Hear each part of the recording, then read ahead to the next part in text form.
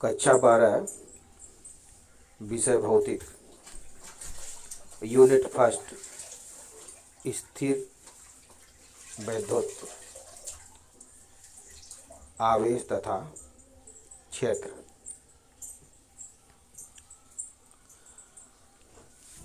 प्रश्न एक है, विद्युत किसे कहते हैं? जब किसी वस्तु को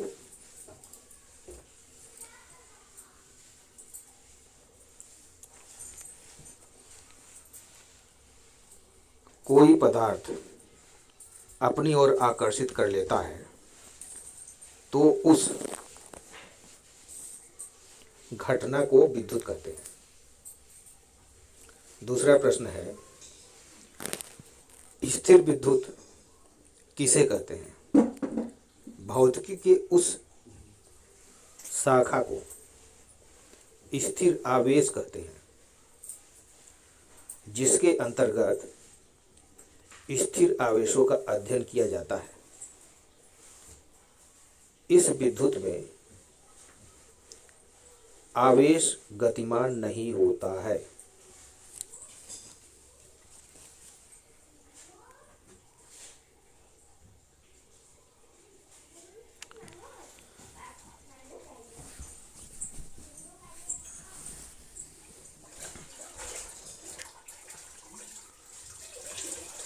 गतिक विद्युत किसे कहते हैं?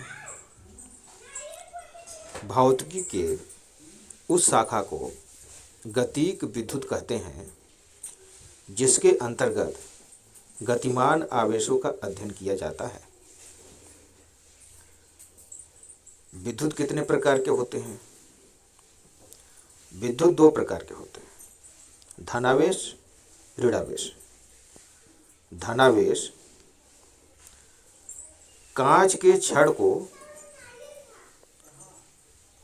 रेशम के कपड़े से रगड़ने पर कांच के छड़ में जो आवेश उत्पन्न होता है उसे धनावेश कहते हैं। ऋणावेश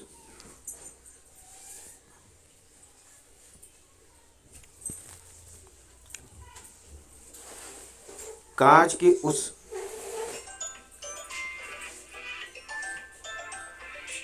के छड़ को जब रेशम के कपड़े से रगड़ते हैं तब कांच के छड़ में जो आवेश उत्पन्न होता है उसे धनावेश कहते हैं।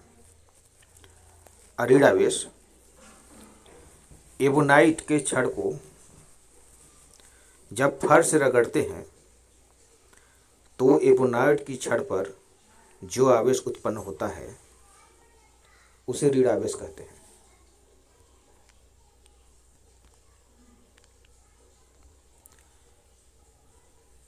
धनावेश ऋणावेश में अंतर।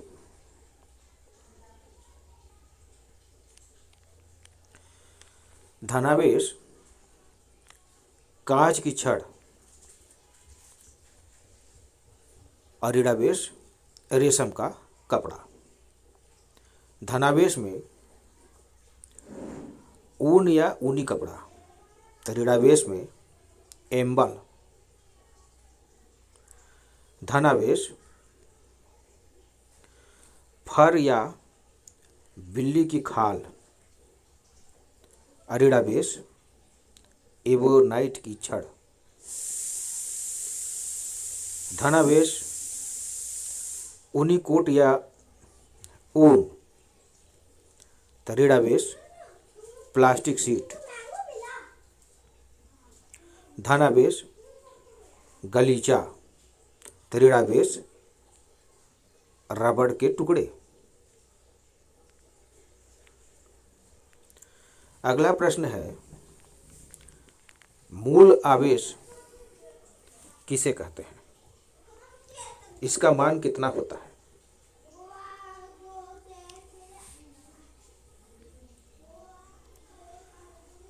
इलेक्ट्रॉन पर उपस्थित आवेश को मूल आवेश कहते हैं। इसका मान 1.6 गुणित 10⁻⁻19 कूलाम होता है।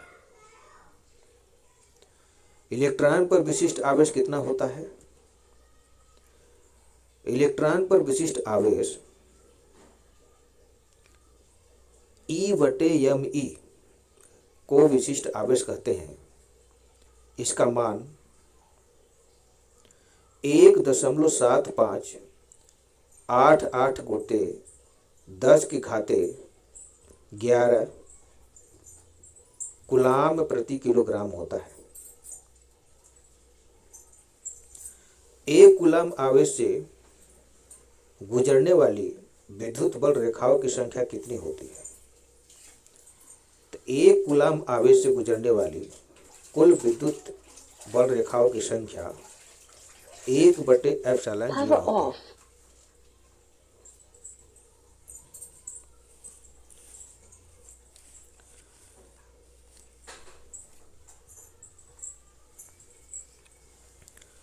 इसका मान 1.67 गुणित 10⁻11।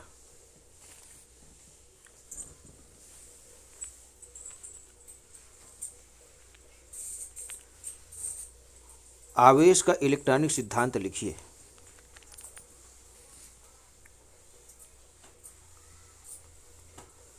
पदार्थ छोटे छोटे कणों से मिलकर बना होता है, जिसे अणु कहते हैं। प्रत्येक अणु परमाणुओं से मिलकर बना होता है। नाभिक में 2 प्रकार के कण, प्रोटॉन तथा न्यूट्रॉन होते हैं। नाभिक के बाहर इलेक्ट्रॉन चारों ओर चक्कर लगाता है। किसी परमाणु में प्रोटॉन जितना धनावेशित होता है, उतना ही इलेक्ट्रॉन ऋणावेशित होता है।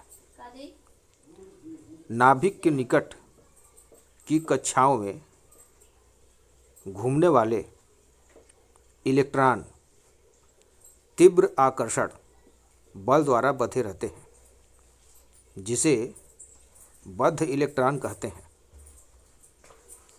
नाभिक से दूरी बढ़ने पर आकर्षण बल का मान कम हो जाता है। वाह कक्षा से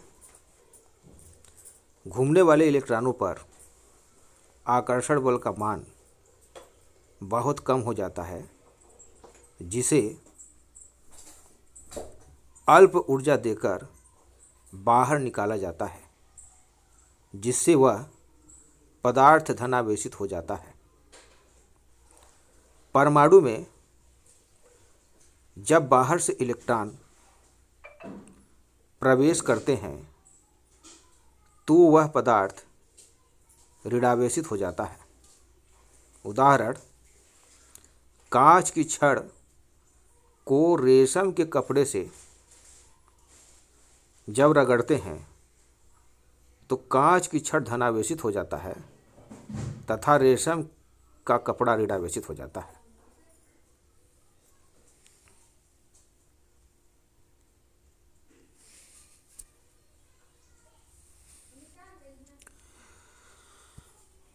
प्रश्न 6, आवेशों के क्वांटीकरण से क्या तात्पर्य है? तो किसी पदार्थ में आवेश परिमाण सतत रूप से न होकर असतत रूप से विभक्त रूप में होता है। यह आवेश एक इलेक्ट्रॉन के आवेश E के पूर्ण गुणज के रूप में होता है, अर्थात Q बराबर ±Ne। आवेश के इस गुण को ही आवेश का क्वांटीकरण कहते हैं। अगला प्रश्न है, कूलाम का नियम लिखिए। कूलाम के आधार पर एकांक नियम की परिभाषा दीजिए। कूलाम 2 बिंदु आवेशों के बीच लगने वाला आकर्षण या प्रतिकर्षण बल उन आवेशों के परिणामों के गुणनफल के अनुक्रमानुपाती तथा उनके बीच की दूरी के वर्ग के व्युत्क्रमानुपाती होता है। यह बल उन आवेशों को मिलाने वाली रेखा के अनुदिश लगता है। जैसे यहाँ चित्र है, Q1 और Q2 के बीच की दूरी r है। इसका जो दिशा है F12 वेक्टर है Q1 का और Q2 का F2 वेक्टर है। अर्थात पहली परिभाषा यह प्रोपोर्शनल Q1 Q2 और दूसरी परिभाषा यह प्रोपोर्शनल 1/r²। दोनों को मिलाने पर यह प्रोपोर्शनल Q1 Q2/r²। F बराबर K, यहाँ अनुक्रमानुपाती नियतांक लगा है Q1 Q2/r²। ये हम मान लेते हैं समीकरण 1।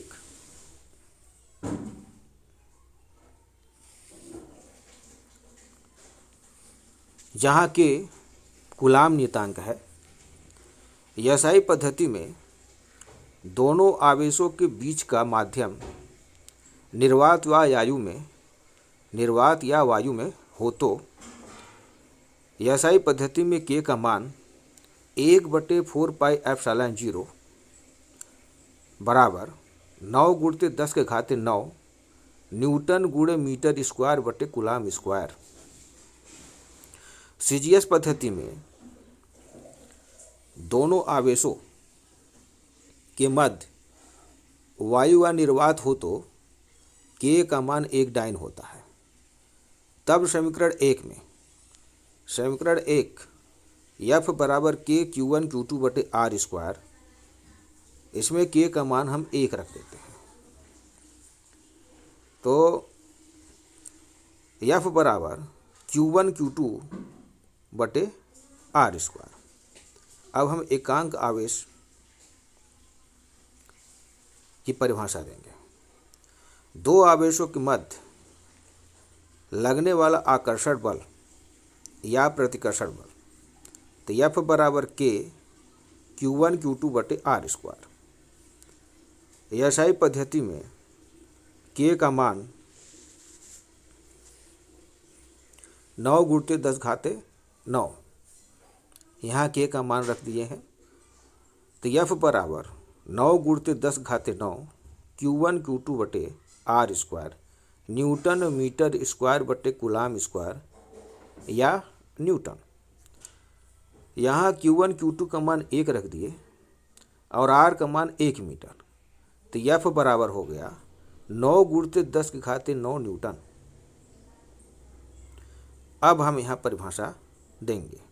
एकांक आवेश वह आवेश होता है, यहाँ पे Q1 Q2 का मान 1 रखा गया है, इसलिए इसको हम बोल रहे हैं एकांक आवेश। तो एकांक आवेश वह आवेश होता है जब दोनों आवेशों का परिमाण और बीच की दूरी एकांक हो, तब लगने वाला प्रतिकर्षण बल या आकर्षण बल F बराबर 9×10⁹ न्यूटन के बराबर होता है।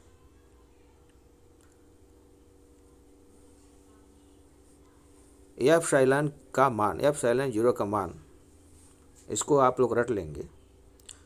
रीड 8.855 × 10⁻⁻12, यानी एप्सिलॉन0 का मान होता है 8.854 × 10⁻⁻12 कूलाम स्क्वायर बटे न्यूटन गुणित मीटर स्क्वायर। विद्युत क्षेत्र किसे कहते हैं? किसी विद्युत आवेश के चारों ओर का वह क्षेत्र जहाँ तक वह अन्य आवेश पर आकर्षण या प्रतिकर्षण बल का अनुभव करता है, विद्युत क्षेत्र कहलाता है। अगला प्रश्न है, विद्युत क्षेत्र की तीव्रता से क्या समझते हो? इसका मात्रक एवं विमीय सूत्र लिखिए। विद्युत क्षेत्र में रखे किसी बिंदु पर स्थित एकांक धनावेश जितने बल का अनुभव करता है उसे उस बिंदु पर विद्युत क्षेत्र की तीव्रता कहते हैं। माना कि विद्युत क्षेत्र के किसी भी बिंदु पर रखा परीक्षण धनावेश Q0 बल F अनुभव करता है, तब उस बिंदु पर विद्युत क्षेत्र की तीव्रता F बराबर ई वेक्टर बराबर F बटे Q0। इसका मात्रक एसआई पद्धति में ई बराबर बल का मात्रक न्यूटन, आवेश का मात्रक कूलाम। तो इसका एसआई पद्धति में मात्रक न्यूटन प्रति कूलाम। विमेय सूत्र mLT के घाते -3 A के घाते -1, ये विमेय सूत्र होता है। अगला प्रश्न है कि विद्युत क्षेत्र का भौतिकीय महत्व लिखिए। तब विद्युत क्षेत्र के किसी आवेश के निकाय के चारों ओर फैले क्षेत्र में किसी भी बिंदु पर विद्युत क्षेत्र की तीव्रता ज्ञात करने के लिए एकांक परीक्षण आवेश एवं दिया जाता है, जिस पर विद्युत क्षेत्र की दिशा एवं परिमाण ज्ञात करने पर एकांक धनावेश पर कोई प्रभाव नहीं पड़ता है। यह एक सदिश राशि है। अगला प्रश्न है, बिंदु आवेश के विद्युत क्षेत्र की तीव्रता ज्ञात कीजिए। हम यहाँ पे पहले चित्र बना लेते हैं, जिसका केंद्र O है, जिस पर +Q आवेश रखा गया है। R दूरी पर एक परीक्षण आवेश Q0 रखा गया है, जिस पर बिंदु P है। ये E तीव्रता है। हम इसको अब लिखेंगे कि माना कि किसी बिंदु O पर +Q आवेश रखा गया है। इस आवेश से r दूरी पर एक बिंदु P स्थित है, जिस पर हमें विद्युत क्षेत्र की तीव्रता ज्ञात करनी है। बिंदु P पर एकांक परीक्षण धनावेश Q0 रखा गया है। तब कूलाम के नियम के अनुसार F बराबर K Q1 Q0 बटे R²। जहाँ एसआई पद्धति में K का मान 1/4πε0 हो जाता है, तो K का मान हम रखेंगे। तो F बराबर K की जगह पे 1/4πε0 Q0 बटे R², इसको हम समीकरण 1 मान लेते हैं। अतः बिंदु P पर विद्युत क्षेत्र की तीव्रता, तो तीव्रता का फार्मूला है E बराबर F बटे Q0। यहाँ समीकरण 1 से हम F का मान रख लेंगे। तो यह समीकरण 1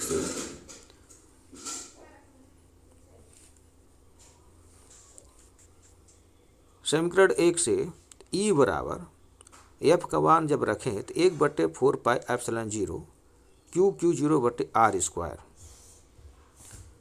ये बटे Q0 है, तो यहाँ पे Q0 है, Q0 कट जाएगा। तब आ जाता है E बराबर 1/4πε0 Q बटे R² न्यूटन प्रति कूलाम। अगला प्रश्न है, परावैद्युतांक क्या है? परावैद्युतांक क्या है? माना कि किसी बिंदु O पर +Q आवेश रखा गया है।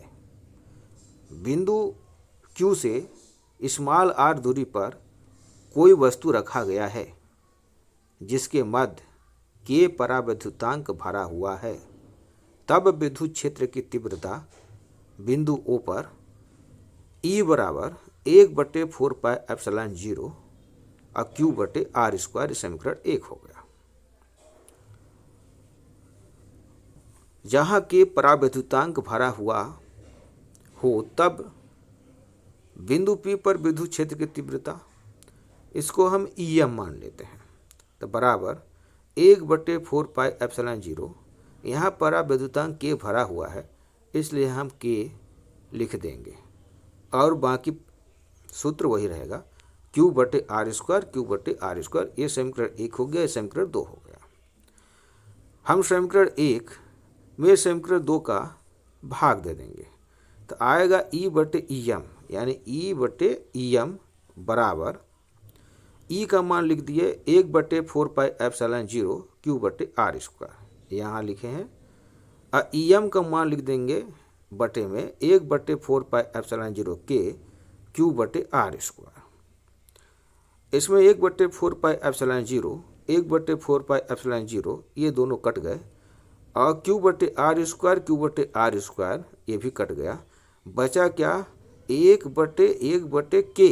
तो ये K जो है अंश में चला जाएगा, तब आ जाता है आपका E/EM बराबर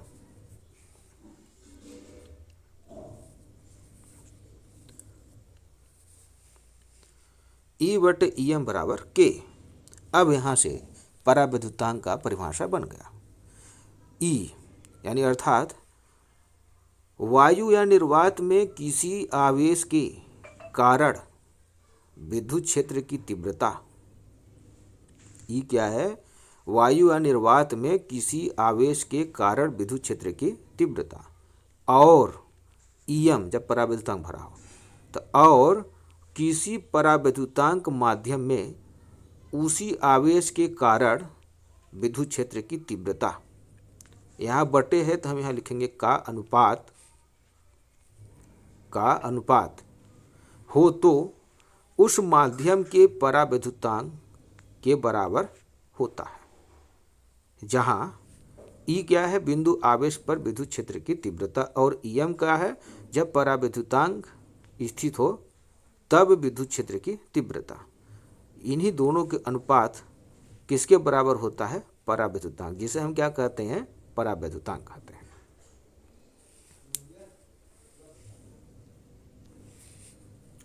अगला प्रश्न है, विद्युत बल रेखा किसे कहते हैं?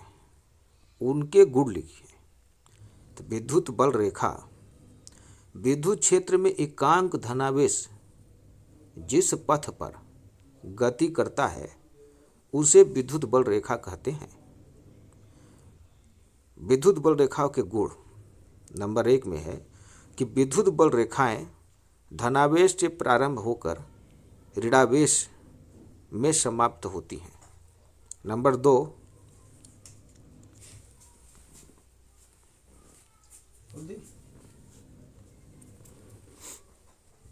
2 है, दो बल रेखाएं एक दूसरे को कभी नहीं काटती।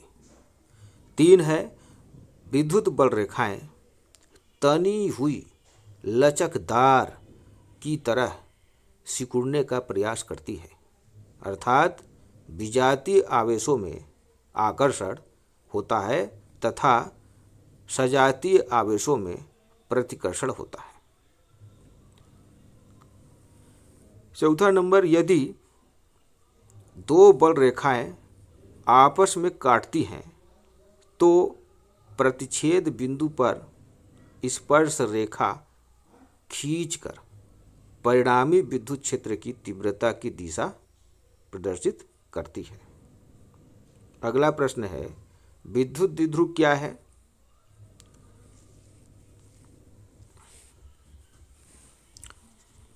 अल्प दूरी पर स्थित दो समान तथा विपरीत आवेशों को विद्युत द्विध्रुव कहते हैं। विद्युत द्विध्रुव की दूरी को 2L से प्रदर्शित करते हैं। अगला प्रश्न, विद्युत द्विध्रुव आघूर्ण क्या है? इसका मात्रक तथा विमीय सूत्र लिखिए। विद्युत द्विध्रुव में किसी एक आवेश और दोनों आवेशों के बीच की दूरी के गुणनफल को विद्युत द्विध्रुव आघूर्ण कहते हैं। इसे कैपिटल P से प्रदर्शित करते हैं। माना कि प्लस क्यू और माइनस क्यू आवेश से बना विद्युत द्विध्रुव है जिसके बीच की दूरी 2L है, तब विद्युत द्विध्रुव आघूर्ण P बराबर Q गुणित 2L। यह एक सदिश राशि है। इसका मात्रक कूलाम गुणित मीटर, यानी Q से कूलाम हो गया और L से मीटर हो गया, तो इसका मात्रक क्या हो गया? कूलाम गुणित मीटर। इसका विमित सूत्र m0L/TA होता है। यहाँ पे स्टार करके बता दिया गया है कि जो ऑब्जेक्टिव टाइप में क्वेश्चन आते हैं, अध्रुवीय अणुओं का विद्युत द्विध्रुव आघूर्ण शून्य नहीं होता, जबकि ध्रुवीय अणुओं का, ध्रुवीय अणु जैसे N2, O2, H2 आदि का द्विध्रुव आघूर्ण शून्य होता है। अगला प्रश्न है,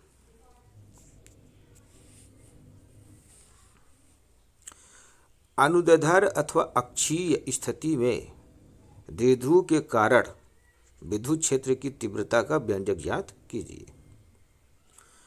हम यहाँ पे प्लस क्यू और माइनस क्यू, प्लस क्यू और माइनस क्यू दो बिंदु आवेश ले लेते हैं जिसके बीच की दूरी 2L है। प्लस क्यू और माइनस क्यू के बीच यहाँ O है, जैसे O से प्लस क्यू के बीच दूरी L और O से माइनस क्यू के बीच की दूरी L लिख लेते हैं। बिंदु O से P तक की दूरी R है। इसी P पर हमें विद्युत क्षेत्र की तीव्रता की गणना करनी है। जब हम चित्र बना लेंगे तब हम यहाँ लिखना शुरू करेंगे। माना कि AB एक विद्युत द्विध्रुव है जो प्लस क्यू और माइनस क्यू आवेशों से मिलकर बना है, जिसके बीच की दूरी 2L है।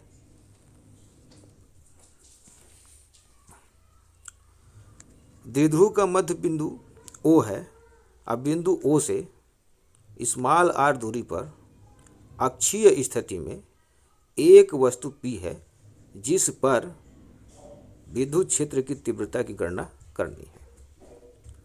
अब हम गणित में आ जाते हैं।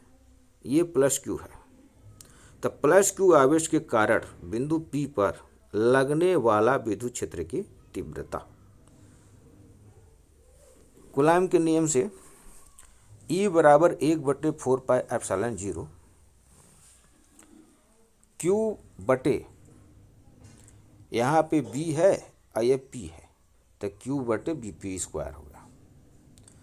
E1 बराबर 1/4πε0 Q, यहाँ BP की दूरी निकालेंगे। बिंदु O से P तक की दूरी, बिंदु O से P तक की दूरी R है और O से बिंदु B तक की दूरी L है। हमको B और P तक की दूरी ज्ञात करनी है, तो ये बड़े लाइन में से छोटे लाइन को घटा देंगे तो BP के बीच की दूरी निकल जाएगी। तो यहाँ BP का मान हो गया R रेडियल, फार्मूला में स्क्वायर है BP स्क्वायर, तो ये हो गया आपका R रेडियल का होल स्क्वायर। ये हो गया समीकरण 1। इसी प्रकार माइनस क्यू आवेश के कारण बिंदु P पर लगने वाला विद्युत क्षेत्र की तीव्रता, यहाँ पे E2 का मान निकालने के लिए, यानी O से बिंदु P तक की दूरी R है और O से A तक की दूरी L है, तो यानी यहाँ से A से P तक के बीच की दूरी हमको निकालना है, तो RA plus L, R plus L। अब हम कूलाम के नियम में रख देंगे, तो E2 बराबर 1/4πε0 और Q बटे AP स्क्वायर। AP का मान हम यहाँ नीचे रख देंगे R प्लस L का स्क्वायर, तो ये E2 बराबर 1/4πε0 Q बटे R प्लस L का स्क्वायर। ये हो गया समीकरण 2। अब E1 और E2, इसमें ज़्यादा तीव्रता किधर लगेगी? जो नज़दीक में होगा। तो ये बी और पी यानी ई वन का मान ज़्यादा है, इसलिए ई1 के मान में से हम ई2 को घटा देंगे। अब अगला स्टेप लिखेंगे कि अतः बिंदु P पर परिणामी तीव्रता E बराबर ई1 ऋण ई2। यहाँ पे हम ई1 बड़ा है ई2 से लिख दिया है। तो E बराबर 1/4πε0, ई1 का मान लिख रहे हैं, ई1 का मान 1/4πε0 Q/R माइनस यल स्क्वायर ऋण ई2 का मान लिख देंगे 1/4πε0 Q/R प्लस यल स्क्वायर। यहाँ Q 1/4πε0 और Q 1/4πε0 दोनों में है, इसको हम कॉमन ले लिए तो Q यानी 1/4πε0 और Q एक कॉमन हो गया, ब्रैकेट बना दिए। और यहाँ Q यानी अब एक बचा 1/R ऋण यल का स्क्वायर ऋण, इसमें बचा 1/R प्लस यल का होल स्क्वायर, ये ब्रैकेट बंद हो गया। E बराबर 1/4πε0 Q वही उतार दिए।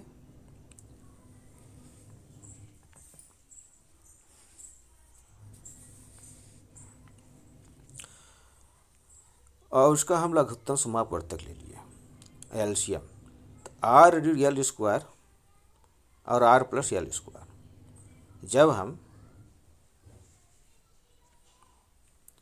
R ऋण यल स्क्वायर का भाग देंगे तो R ऋण यल स्क्वायर कट जाएगा, बचेगा R प्लस यल स्क्वायर। R प्लस यल स्क्वायर का हम गुणा कर देंगे 1 से, तो ये आ गया आपका R प्लस यल स्क्वायर। यहाँ ऋण है तो ऋण लिख देंगे, R प्लस यल स्क्वायर यहाँ है तो हम इस यहाँ पे R प्लस यल स्क्वायर जब भाग देंगे तो बचेगा R ऋण यल स्क्वायर। R ऋण यल स्क्वायर का गुणा हम यहाँ पे 1 से कर देंगे तो ये आ गया R प्लस यल स्क्वायर। अगला स्टेप E बराबर 1/4πε0 और Q का Q उतार दिए, R प्लस यल का whole square. R plus L का होल स्क्वायर इस फार्मूला से खोल दिए A प्लस बी का होल स्क्वायर से, A square plus B square plus 2ab, इसको खोल दिए तो ये R प्लस यल स्क्वायर हो जाएगा आपका R स्क्वायर धन यल स्क्वायर धन 2RL। ये माइनस है तभी हम कोष्टक में ही लिखेंगे, R माइनस यल का होल स्क्वायर को हम A माइनस बी के होल स्क्वायर के फार्मूला से खोल दिए तो ये हो गया R स्क्वायर प्लस यल स्क्वायर माइनस 2RL, ये ब्रैकेट बंद कर देंगे। ये R माइनस यल स्क्वायर R प्लस यल स्क्वायर, यहाँ पे घात जब समान है तो इस सूत्र से x घाते n y घाते n तो बराबर हो जाता है x y घाते n। तो यहाँ R माइनस यल लिख दिए, R माइनस यल और R प्लस L, और ये n के जगह पे हम स्क्वायर कर दिए। यहाँ पे ये जो माइनस है ये वाला चीज़ सब वही लिखेंगे, R स्क्वायर धन यल स्क्वायर धन 2RL, और ये माइनस का गुणा हम करके कोष्टक को हटा देंगे तो ये हो जाएगा माइनस R स्क्वायर माइनस यल स्क्वायर माइनस माइनस प्लस हो जाएगा 2RL। ये अगला स्टेप यहाँ लिख दिए हैं। जो चीज़ कटेगा प्लस माइनस उसको काट देंगे। R स्क्वायर यहाँ है, यहाँ माइनस R स्क्वायर, ये और ये कट गया। अब प्लस यल स्क्वायर माइनस यल स्क्वायर, ये भी कट गया। यहाँ पे बचा आपका 2RL और ये भी बचा प्लस 2RL, और ये बट्टे जो है ये A माइनस बी एक कोष्टक में है A प्लस बी, यानी एक जगह पर R है R ऋण यल R प्लस यल, तो ये फार्मूला से हम इसको कर दिए R स्क्वायर ऋण यल स्क्वायर, और होल स्क्वायर ऑलरेडी है।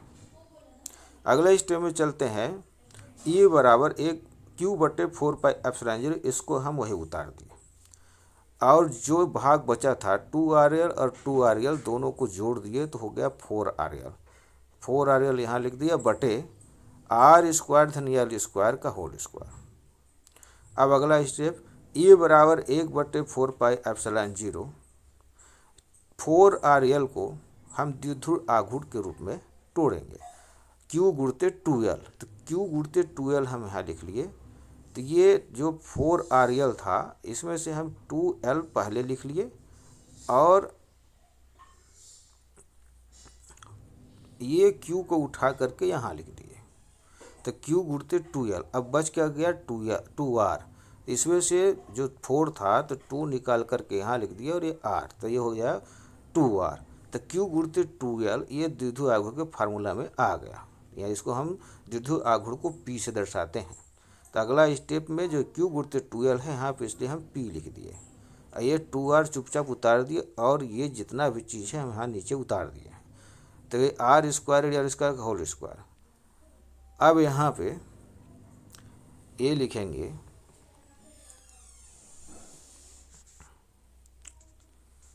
R की अपेक्षा L का मान बहुत कम है, L जो है अल्प दूरी का होता है, इसलिए L को हम छोड़ देंगे, यानी L का मान 0 कर देंगे। यहाँ L का मान जब 0 हो जाएगा तो R स्क्वायर 0, तो R स्क्वायर बचेगा, होल स्क्वायर ऑलरेडी बचा रहेगा। तो ये देखिए E बराबर 1/4πε0, अब P और 2R बटे R स्क्वायर, ये स्क्वायर, ये तो हमारा 0 हो गया, 2 2 4, तो ये हो गया 2R बटे R के घाते 4। तो E बराबर 1/4πε0, इसमें से R के घाते 4 है, यहाँ R है, एक R कट जाएगा, तो ये बचेगा ये हो गया 2AP, एक R कट गया, ये R के घाते जो 4 था ये R के घाते 3 बच गया। तो ये इसका व्यंजक हो गया E बराबर 1/4πε0 2P बटे R के घाते 3। बल का मात्रक न्यूटन और E का मात्रक F बटे Q होता है, तो F का मात्रक न्यूटन और Q का मान हो गया कूलाम, यानी E का मात्रक हम यहाँ लिख दिए न्यूटन प्रति कूलाम, यही अभिष्ट व्यंजक है। अगला प्रश्न है,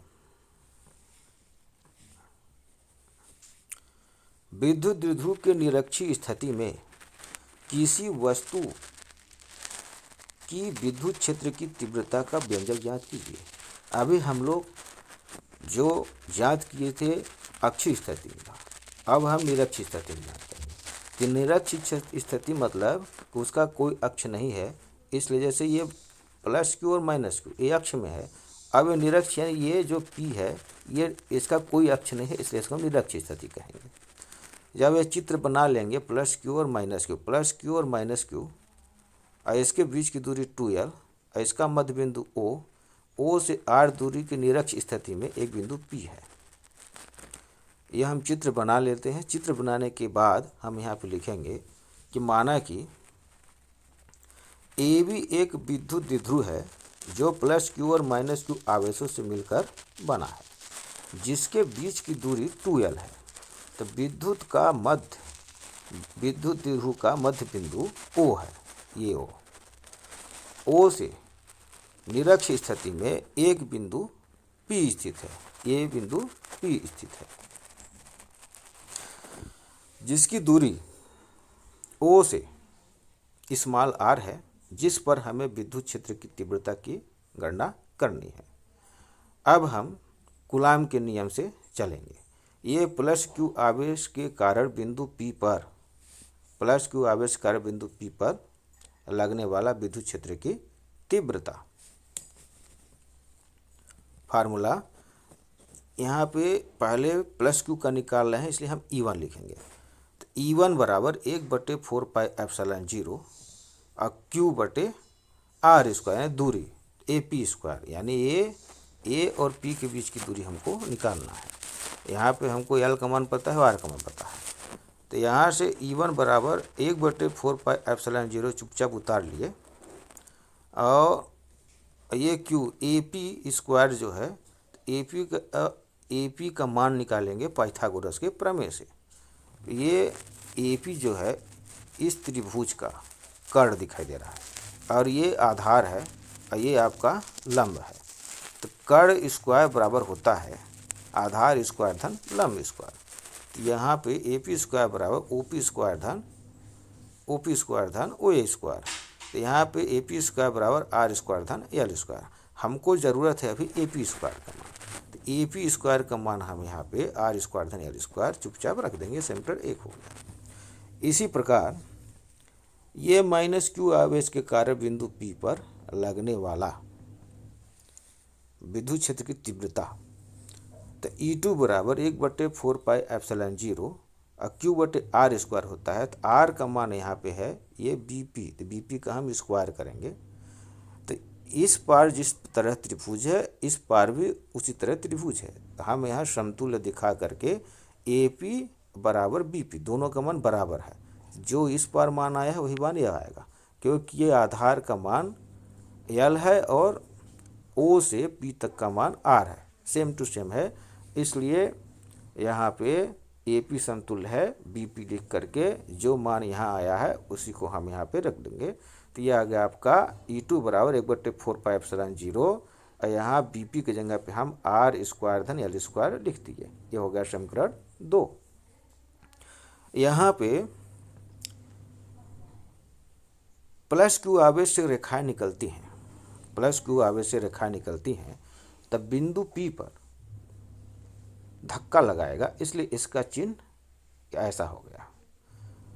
और माइनस Q आवेश पर रेखाएं खींचती हैं यानी मिलती हैं, विद्युत जो होती हैं विद्युत बल रेखाएं समाप्त होती हैं, तो ये P को अपने तरफ खींच रहा है, इसलिए इसकी दिशा इधर हो गया। तो ये वेक्टर के नियम से इसकी दिशा एक इधर हुआ और इसकी दिशा इधर हुआ। जब ये एक इधर खींच रहा है एक इधर खींच रहा है तो इसकी दिशा इधर हो गई। तो वेक्टर के नियम से जब हम परिणामी तीव्रता निकालेंगे तो पी ए जो AP की दिशा है ये E1 में है, तो E1 cos थीटा हो जाएगा, और BP की जो है दिशा E2 है, तो यहाँ पे हो जाएगा E2 cos थीटा। तो दोनों का हम जोड़ देंगे तो ये वाला जो दिशा है E बराबर E1 cos थीटा धन E2 cos थीटा, ये हम अगले स्टेप में लिख देंगे।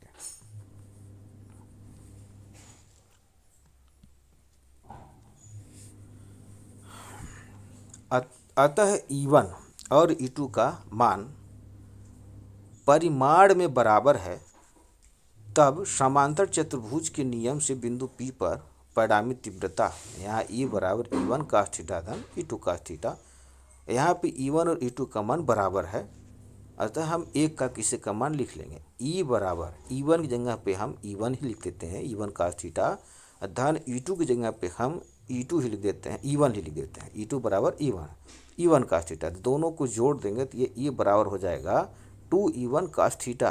तो E बराबर 2, E1 का मान है आपका 1/4πε0 Q बटे R स्क्वायर धन L स्क्वायर। ये वाला मान जो है हम यहाँ पे लिख दिए हैं E बराबर E1 के जगह पे 2 फिर E1 के 1/4πε0 Q बटे R स्क्वायर धन L स्क्वायर, कोष्टक बंद करिए, cos थीटा। तो त्रिभुज में चलेंगे cos थीटा का मान निकालने के लिए। तो cos थीटा बराबर होता है, यहाँ पे चलते हैं,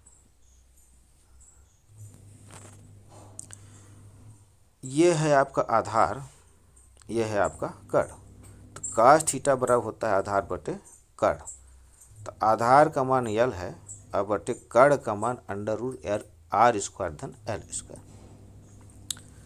ये वाला मान हम cos थीटा के मान यहाँ पे लिख दिए, ये cos थीटा, तो L बटे √R स्क्वायर धन L स्क्वायर।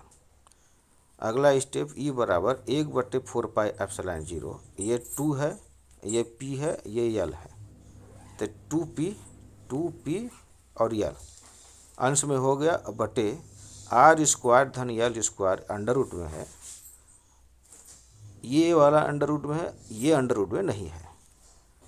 R स्क्वायर धन L स्क्वायर के होल जो घात है 1 है, और जब अंडर रूट को हम करड़ी में लिखेंगे R स्क्वायर धन L स्क्वायर अंडर रूट को, तो घात में हो जाएगा 1/2।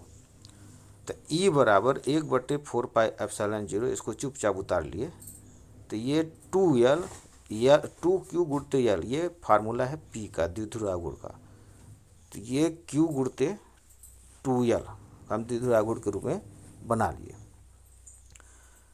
अब ये R स्क्वायर धन L स्क्वायर, ये घात 1 है, ये भी R स्क्वायर धन L स्क्वायर घात में 1/2 है, इसको हम घात में ही जोड़ देंगे, क्योंकि फार्मूला होता है यक्ष घात यम यक्ष घात n बराबर यक्ष घात यम धन n।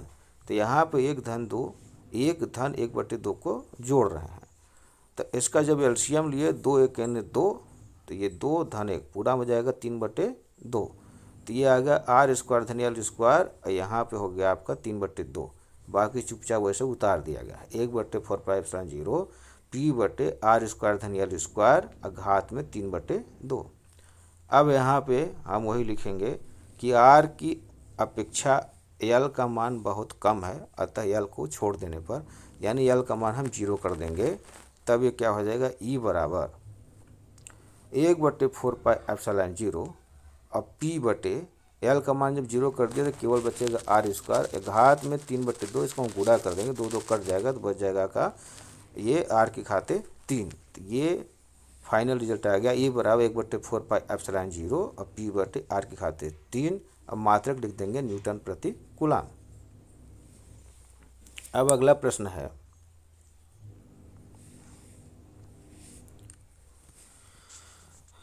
एक समान विद्युत क्षेत्र में विद्युत द्विध्रुव पर बल युग्म का व्यंजक विस्थापित कीजिए, यानी व्यंजक निकालना है। जिस तरह से प्रश्न में है एक समान विद्युत क्षेत्र, ये जो लाइनें खींचे गई हैं ये एक समान विद्युत क्षेत्र है।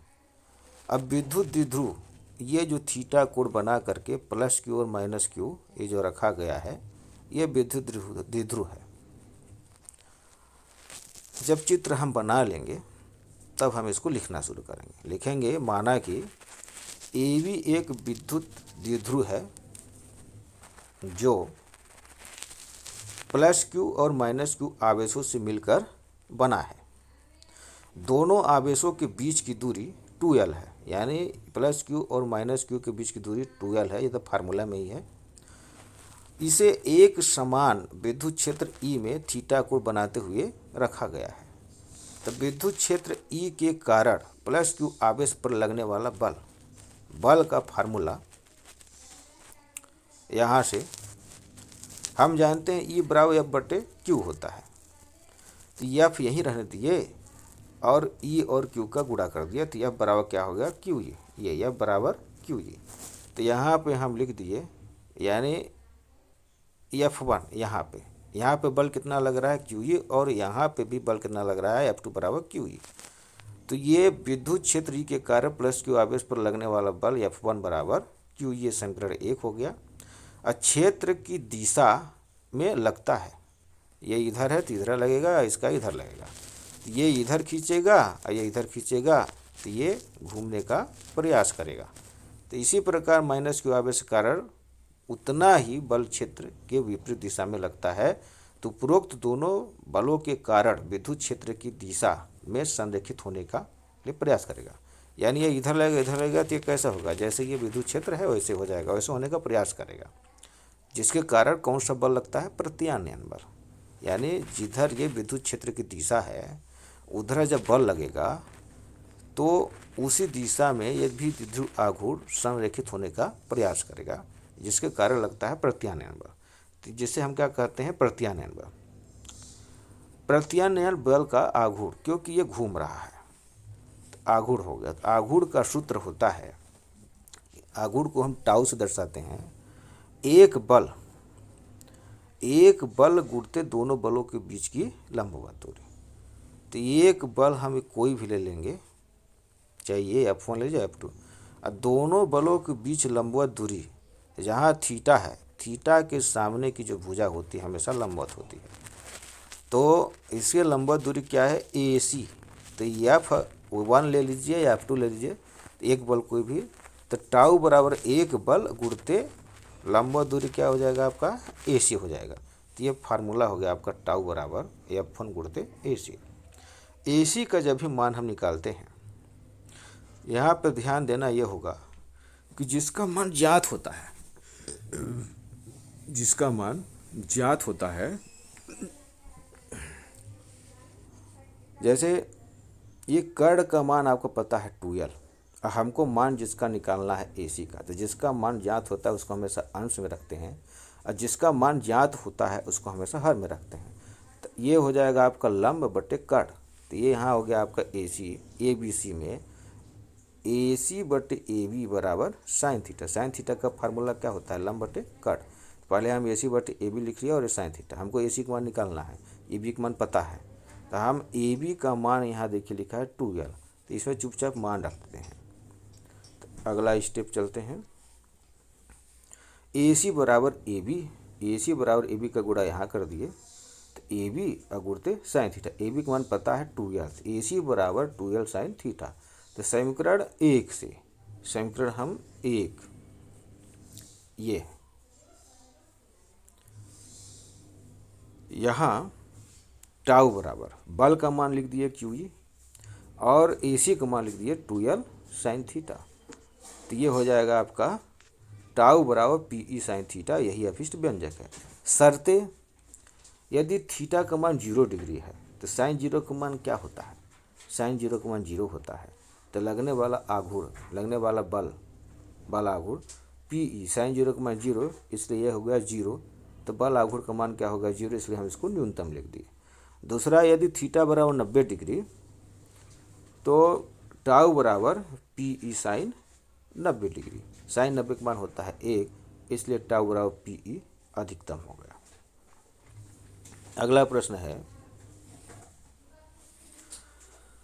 किसी विद्युत द्विध्रुव को विद्युत क्षेत्र में घुमाने पर किए गए कार्य की गणना कीजिए। चित्र पहले वाला ही है, उसको क्या करना है, घुमाना है, घुमा करके कार्य की गणना करना है। तो जो पहले लिखे थे उसी को लिख करके चलेंगे कि माना कि एक विद्युत द्विध्रुव एक समान विद्युत क्षेत्र की तीव्रता E में थीटा कोण बनाते हुए रखा गया है।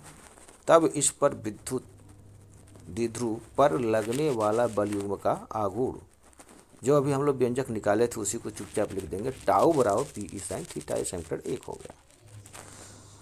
अब इस पर कार्य की गणना करनी है। कार्य की गणना करने के लिए हमको समाकलन का प्रयोग करना पड़ेगा। तो यहाँ पे लिखेंगे कि यदि विद्युत द्विध्रुव को विद्युत क्षेत्र में डी थीटा कोण से घुमाया जाता है, यानी बहुत कम, तो कार्य भी उतना होगा DW। तो DW बराबर, यह कार्य बराबर होता है बल गुणते विस्थापन। तो बल का मान टाउ है, विस्थापन कितना किए हम डी थीटा, थोड़ा सा, यानी इस चित्र में यहाँ चित्र बनाए हैं ये एकदम ये 2 बारीकी लाइन है यहाँ पे डी थीटा, यानी बहुत कम दूरी इसको विस्थापित कर रहे हैं। तो कार्य बराबर क्या हो गया, बल गुणते विस्थापन। बल का मान टाउ है, विस्थापन का मान डी थीटा। कार्य कितना हुआ DW, तो इस बार भी समाकलन करेंगे, इस बार भी समाकलन करेंगे। घुमाना कितना है 0 डिग्री से थीटा डिग्री। तो ये कार्य बराबर 0 से थीटा डिग्री, हम टाउ का मान लिख लीजिए PE साइन थीटा और ये D theta D theta.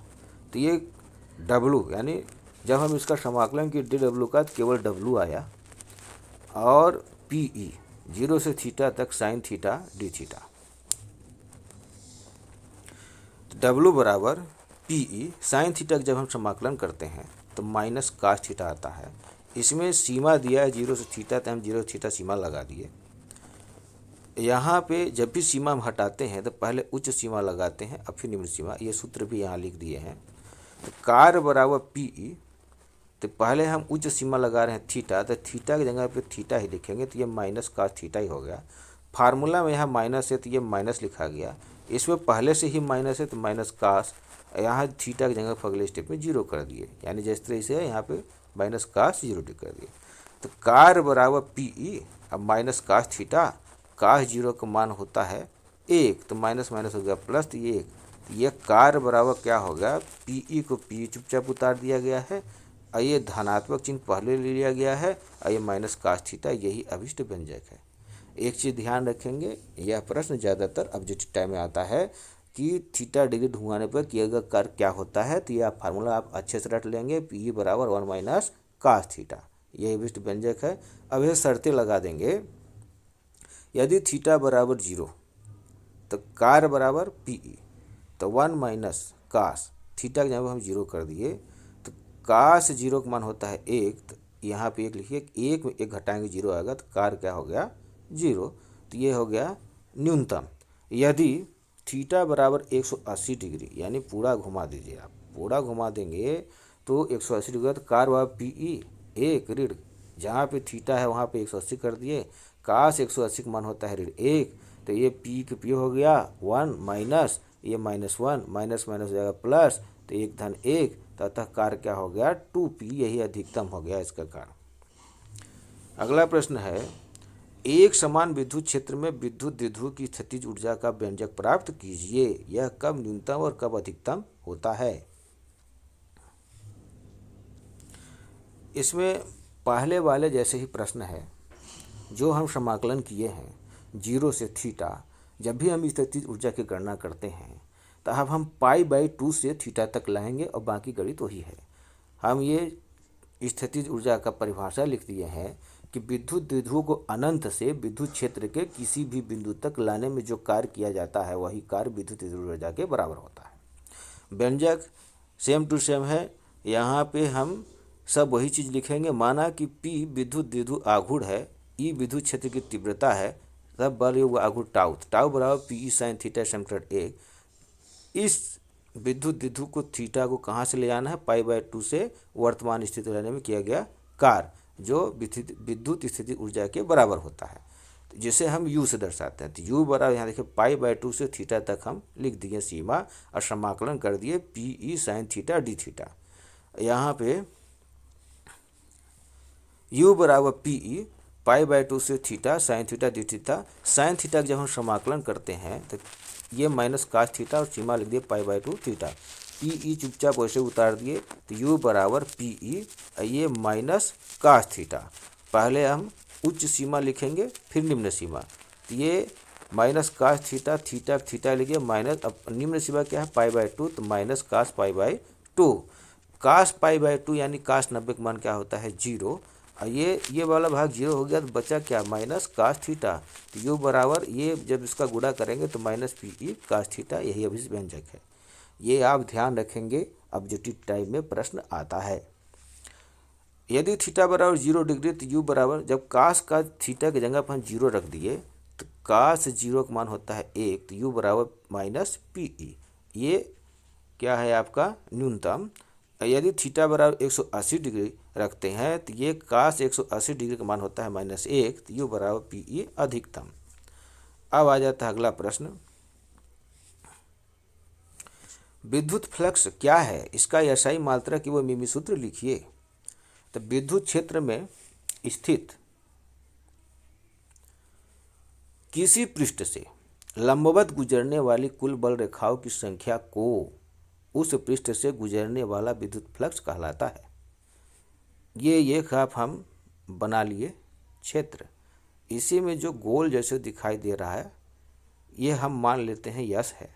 Area जैसे यहाँ पे माना कि विद्युत क्षेत्र की तीव्रता E है, ये वाला भाग क्या है जो लाइन जैसे दिखाई दे रहा है ये E है, और यदि उसके लंबवत रखे किसी पृष्ठ का क्षेत्रफल ऐसे, यानी ये यस है, तो उस पृष्ठ से गुजरने वाला विद्युत फ्लक्स को क्या दर्शाते हैं फाई ई से, तो ये हो गया E इंटू यस, यानी इसमें कितना निकल रहा है ई रेखा है, और ये जो गोल वाला भाग है यस है, तो सब गुणा कर देंगे तो वो कितना हो जाएगा आपका विद्युत फ्लक्स। तो फाई ई बराबर ई इंटू एस, इसे हम फाई इस दर्शाते हैं। जब हम डाट को हटाते हैं फार्मूला में वेक्टर से तो ये ई एस कास थीटा हो जाता है, समीकरण 1 हो गया।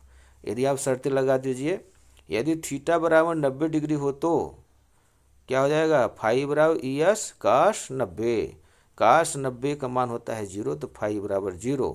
अतः पृष्ठ विद्युत क्षेत्र के समांतर है तो गुजरने वाला विद्युत फ्लक्स 0 होता है। अगला, यदि थीटा बराबर 0 डिग्री हो तो समीकरण 1 में यहाँ थीटा का मान जब 0 रखेंगे तो कास 0 का मान होता है 1, तो फाई ई बराबर यस अधिकतम।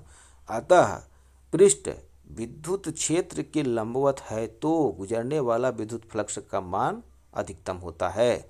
इसका SI पद्धति में मात्रक फाई बराबर ई इंटू यस, फाई बराबर ई क्या है विद्युत क्षेत्र की तीव्रता है, यस क्या है उसका पृष्ठ है, तो यह ई का मान होता है, सूत्र होता है F/Q, और यस क्षेत्रफल है तो क्षेत्रफल को हम मीटर स्क्वायर से व्यक्त करेंगे, तो ये हो जाएगा आपका फाई बराबर बल का मात्रक न्यूटन, क्यू का मात्रक कूलाम, एम का मात्रक यानी लंबाई गुणे चौड़ाई। तो ये मीटर में व्यक्त करेंगे तो ये हो जाएगा मीटर स्क्वायर। तो इसका मात्रक क्या हो गया, न्यूटन बट्टे कूलाम गुणते मीटर स्क्वायर। इसी को हम क्या कहते हैं, वोल्ट मीटर। विमीय सूत्र एफ बट्टे क्यू जीरो गुणते एम स्क्वायर। बल को द्रव्यमान से दर्शाएंगे, बल बराबर द्रव्यमान गुणते त्वरण। क्यू बराबर ए टी होता है, तो A T M square metre square M. यहाँ त्वरण बराबर होता है वेग बटे समय। अब मीटर को कैसे नापते हैं, यल से, तो यल स्क्वायर लिख दिया गया। और द्रव्यमान को यम से, वेग बराबर होता है विस्थापन बटे समय। तो समय समय दो बार आ गया, समय का स्क्वायर हो गया, विस्थापन समय, ये समय यहाँ आ जाएगा, तो ये यल स्क्वायर। तो ये क्या हो गया यम, और विस्थापन को यल, तो ये यल, अब फिर यल स्क्वायर पहले से है, और बट्टे ए टी, ये टी एक ठौर आ गया, तो टी टी टी क्या हो गया, स्क्वायर हो गया। अब यहाँ देखिए पूरा रिजल्ट, एम यल के घाते 3, ये यल स्क्वायर यल यल घाते 3, और टी के घाते यहाँ बटे में टी का 2 टी, ये दोनों मिलके 2 धन 1 3 ऊपर चला गया, टी घाते -3, और ये भी ऊपर चला गया 1 घाते -1। तो इसका आपका विमीय सूत्र हो गया। अगला प्रश्न है,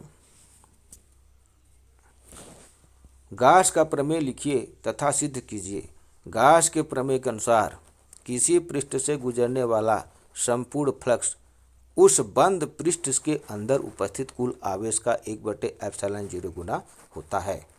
जहां ε0 निर्वात की वायु विद्युतशीलता है, यदि किसी बंद पृष्ठ के अंदर निर्वात में उपस्थित कुल आवेश Q हो, तो गास के प्रमेय से बंद पृष्ठ से गुजरने वाला संपूर्ण विद्युत फ्लक्स फाई बराबर Q/ε0, जहाँ फाई क्या है, ये सरफेस इंटीग्रल का चिन्ह है E into D S vector. इसको आपको याद करना पड़ेगा। इसकी उत्पत्ति के लिए हम एक चित्र बना लेंगे। ये बिंदु O पर प्लस Q आवेश रखा गया है। प्लस Q आवेश के r दूरी पर एक बिंदु P है, अतः यह गाउसियन पृष्ठ की तरह व्यवहार प्रदर्शित करेगा, इसलिए S दर्शाया गया है। यहाँ पे E वेक्टर रहेगा, ये यहाँ पे लिख देंगे चित्र बनाने के बाद। माना कि किसी बंद पृष्ठ यस के अंदर बिंदु O से प्लस Q आवेश रखा गया है, तो बिंदु O से स्मॉल r दूरी पर एक बिंदु P है, जिस पर विद्युत क्षेत्र की तीव्रता E बराबर 1/4πε0 Q/r², ये कूलाम के नियम से आया है। अब हम यहाँ चलेंगे कि यदि गोले का पृष्ठ क्षेत्रफल यस हो, तो ये गोले का पृष्ठ क्षेत्रफल यस है, तो गुजरने वाला संपूर्ण विद्युत फ्लक्स इसमें गुणा कर देंगे, तो फाई E बराबर E इंटू एस, यानी यहाँ से E निकल रहा है, कितना गोला यस, फाई यस। तो ये समीकरण 1 में E का मान हम रखेंगे। समीकरण 1 और 2 से अगला स्टेप हो जाएगा आपका, जहाँ यस गोले का क्षेत्रफल, तो यस बराबर गोले का क्षेत्रफल फार्मूला होता है 4πr²। तो समीकरण 1 2 3, यानी समीकरण 1 में E का मान है, और समीकरण 2 में फाई E इंटू एस, और 3 में S का मान है। ये तीनों का मान जब हम फाई E में रख देंगे, तो E का मान रख दिए, तो 1/4πε0 Q/r², और यस का मान रख दिए 4πr²। जो भाग कटा, जैसे r² कट गया, 4π कट गया, बचा क्या, Q बटे ये ε0, बाकी सब कट गया। यही गास का अभिष्ट व्यंजक है। अगला प्रश्न है, गास प्रमेय का व्युत्क्रम वर्ग का निगमन कीजिए। गास प्रमेय द्वारा व्युत्क्रम वर्ग का निगमन कीजिए, अथवा गास प्रमेय के उपयोग से किसी बिंदु आवेश के कारण विद्युत क्षेत्र की तीव्रता ज्ञात कीजिए।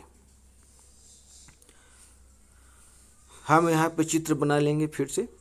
ये प्लस Q आवेश बिंदु O पर रखा गया है, O से स्मॉल r दूरी पर एक बिंदु P है, जिसे परीक्षण आवेश Q0 रखा गया है। अतः यह पृष्ठ गाउसियन पृष्ठ की तरह व्यवहार प्रदर्शित करेगा। यहाँ जो ये चिन्ह है कैपिटल E का है, यहाँ पे लिखेंगे। माना कि एक बिंदु आवेश प्लस Q O पर स्थित है, बिंदु ओ से स्मॉल आर दूरी पर एक बिंदु पी है जिस पर विद्युत क्षेत्र की तीव्रता की गणना करनी है।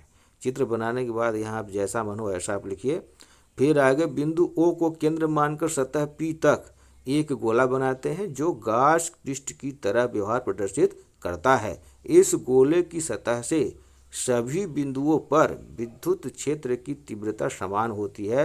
तो विद्युत क्षेत्र की तीव्रता गोले की सतह से लंबवत, ये लंबवत है, अतः बाहर की ओर होता है। अतः गास पृष्ठ से गुजरने वाला संपूर्ण विद्युत फ्लक्स, ये सूत्र ही है फाई ई बराबर ई इंटू एस, यानी ये ई है और ये टोटल एस है।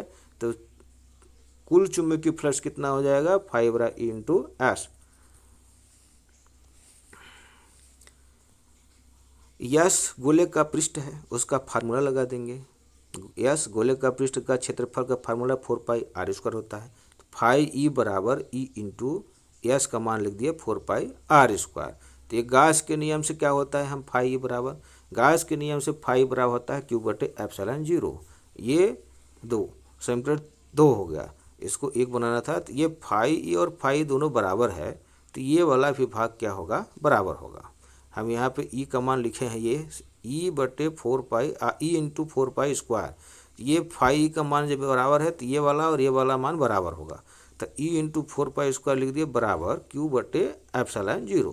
तो यहाँ ई बराबर, ई का मान निकालना है, चुपचाप ई लिख देंगे, बाकी हम यहाँ पर इसका पक्षांतर कर देंगे। तो क्यू बटे एप्सिलॉन 0 और यहाँ पे 1/4 पाई एप्सिलॉन 0, ये पूरा भाग यहाँ उतर गया, क्यू बटे आर स्क्वायर होगा समीकरण 3।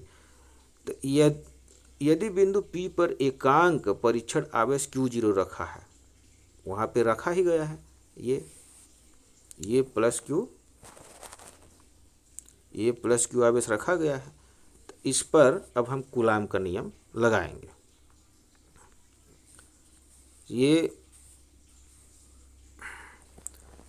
यदि बिंदु P पर एकांक परीक्षण आवेश Q0 रखा है तो लगने वाला बल F बराबर Q0E। समीकरण 3 से, समीकरण 3 में जब हम इस पर रखेंगे F बराबर Q0E, बल जो लगता है, बल का फार्मूला क्या होता है, F बराबर Q0E। E का मान हम चुपचाप यहाँ लिखेंगे, तो F बराबर Q0 चुपचाप वही रहेगा, E का मान लिखेंगे 1/4 पाई एप्सिलॉन 0 और Q बटे एप्सिलॉन 0 Q0। तो ये जो है कूलाम का नियम अब बन गया। तो यह बराबर 1/4 पाई एप्सिलॉन 0, इसको थोड़ा सा अच्छे से लिख लेंगे, Q0 और आर स्क्वायर को उठा करके यहाँ रख देंगे, 4 पाई एप्सिलॉन 0 को यहाँ लिख देंगे। यही अभिष्ट व्यंजक है। अगला प्रश्न है, रैखिक आवेश के कारण विद्युत क्षेत्र की तीव्रता का व्यंजक ज्ञात कीजिए। यहाँ पर रैखिक आवेश, ये मान लीजिए कि एक रेखा में करंट प्रवाहित हो रहा है। इसकी गणना करने के लिए हम एक बिंदु P मान लेंगे जो गास पृष्ठ की तरह व्यवहार प्रदर्शित करता है, जो एक बेलन की तरह है। चित्र बनाने के बाद हम यहाँ से लिख लेंगे कि माना कि एक चालक अनंत लंबाई की है, ये जो चालक तार है अनंत लंबाई की है, और चालक से स्मॉल आर दूरी पर एक बिंदु P है जिस पर हमें विद्युत क्षेत्र की तीव्रता गणना करनी है। यहाँ जाएंगे चालक को अक्ष मानकर, यानी ये चालक है, इसको हम अक्ष मान लेते हैं, मानकर स्मॉल आर त्रिज्या का एक बेलन बनाते हैं। ये इसकी त्रिज्या आर है, ये बेलन बना लेते हैं जो गास पृष्ठ की तरह व्यवहार प्रदर्शित करता है। अब माना कि बेलन की लंबाई कितना है, L है, और एकांक आवेश घनत्व कितना है, लेम्डा है। तब कुल आवेश कितना हो जाएगा, हम इसमें और आवेश को गुणा कर देंगे, तो लेम्डा का गुणा कर देंगे, तो क्योंकि एकांक आवेश कितना है, लेम्डा है, तो Q बराबर क्या हो जाएगा, लेम्डा। समीकरण 1 मान लिए। अब बेलनाकार सतह को 3 फलकों में बांटा जा सकता है। एक फलक आपका ये है, एक फलक ये है, एक फलक ये है। इसमें S1 और S2 समतल वृत्तीय पृष्ठ है, यानी इधर से ये रेखा ऐसे निकल रहा है, तो ये समतल है, ये समतल है, जिस पर जो चुंबकीय फ्लक्स का मान होता है 0 होता है। केवल हमको S3 पर मान निकलेगा, तो ये बेलन का वक्र पृष्ठ का फार्मूला हमको लगाना पड़ेगा। यहाँ पे वक्रीय पृष्ठ S3 बल रेखा के लंबवत है, अतः इससे गुजरने वाला विद्युत फ्लक्स केवल इसका मान निकलेगा और S2 और S1 का मान क्या हो जाएगा, शून्य। इसलिए यहाँ लिखा गया है कि बेलनाकार सतह को 3 फलकों में बांटा जा सकता है। S1 और S2 समतल वृत्तीय पृष्ठ है, बल रेखा समांतर है, अतः गुजरने वाला फ्लक्स शून्य होता है। ये तीसरे वाले का मान निकालेंगे, बेलन का वक्र पृष्ठ, बेलन का वक्र पृष्ठ S3, तो ये हो जाएगा फाई ई, यानी इसमें कितना चुंबकीय फ्लक्स है, फाई बराबर ई इंटू S3।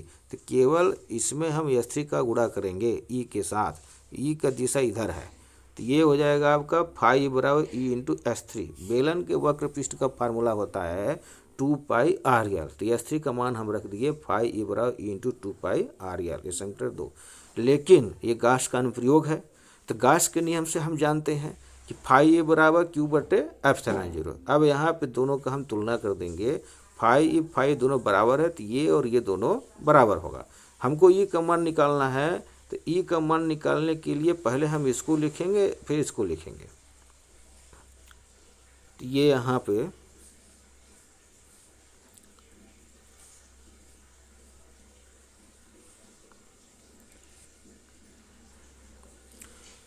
पहले इसको लिख लिए समीकरण 2 और 3 से, तो ई इंटू 2πr_l बराबर क्यू अपान एप्सिलॉन 0। तो यहाँ से हम ई को चुपचाप यहीं रहने दिए और बाकी का पंचांतर कर दिया, यानी बटे में, तो क्यू बटे एप्सिलॉन 0, तो 1 बटे 2πr_l, ई भर नहीं रहने दिए समीकरण 1 से, तो ई बराबर 1 बटे 2πr_l। समीकरण 1 में लिखा है क्यू बराबर क्या होता है, लेमडा एल, तो लेमडा एल कट गया, तो बचा क्या, ई बराबर 1 बटे 2πr और लेमडा बटे एप्सिलॉन 0।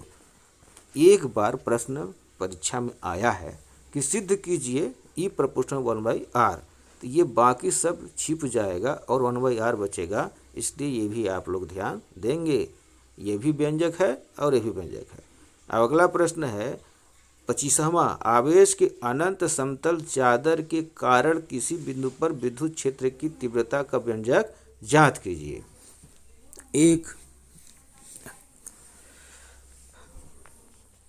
एक हम अनंत लंबाई की ये चादर लिए हैं जिसमें प्लस क्यू आवेश है, तो ये हम लिखते भी जाएंगे। माना कि अनंत समतल चादर पर प्लस क्यू आवेश दिया जाता है, तो चादर से स्मॉल आर दूरी पर, यानी ये चादर है, चादर से स्मॉल आर दूरी पर एक बिंदु P है जिस पर विद्युत क्षेत्र की तीव्रता गणना करनी है।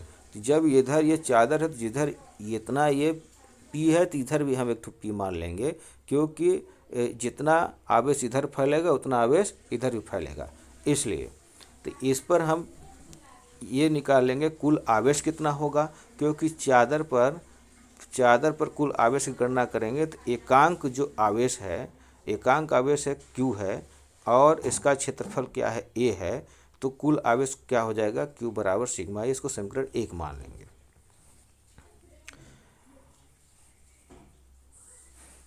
चादर के दूसरे और एक बिंदु P डैश लेते हैं। बिंदु P और P डैश पर एक बेलन बनाते हैं जिसका वृत्तीय सिरों के क्षेत्रफल A है, तो दोनों साइड को हम जोड़ देंगे। तो बेलन का वक्र पृष्ठ विद्युत क्षेत्र के समांतर होता है, अतः वक्र पृष्ठ से पर गुजरने वाला विद्युत फ्लक्स का मान क्या हो जाएगा, शून्य हो जाएगा। तो दोनों साइड का हम ये जोड़ देंगे, तो फाई ए बराबर ये और ये, तो फाई ए बराबर 2 हो गया, समीकरण 1 हो गया। हम गाउस के नियम से जानते हैं फाई ए बराबर क्यू बटे एप्सिलॉन 0 होता है। समीकरण 1 और 2, फाई बराबर है तो इस पार के मान बराबर होगा, तो ये हमको ई का मान निकालना है, इसलिए पहले 2 लिखेंगे, तो बराबर क्यू अपन एप्सिलॉन 0, तो ई का मान निकालेंगे तो क्यू बटे एप्सिलॉन 0 और 2 ई भर यहाँ रख दिए है और 2a और यहाँ से Q बराबर हम समीकरण 1 में क्या निकाले हैं, Q बराबर सिग्मा ए, Q का मान लिख देंगे, ए कट जाएगा, तो बचेगा आपका ये बराबर सिग्मा बटे 2 एप्सिलॉन 0। बच्चे थोड़ा ये ध्यान दीजिए कि अभी सिर्फ हम ये सैद्धांतिक भाग का वीडियो बनाए हैं। बहुत ही जल्द न्यूमेरिकल और ऑब्जेक्टिव टाइप का प्रश्न हम इसमें लोड करेंगे, इसलिए अगर ये वीडियो पसंद आता है तो आप सब्सक्राइब कर लीजिए और लाइक कर लीजिए, जिससे कि अगला प्रश्न अगर हम लोड करते हैं तो आपको आसानी से मिल जाए, आपको ढूंढने में परेशानी कोई ना हो। इसलिए निवेदन है कि आप सभी लोग हमारे चैनल को सब्सक्राइब करें। धन्यवाद।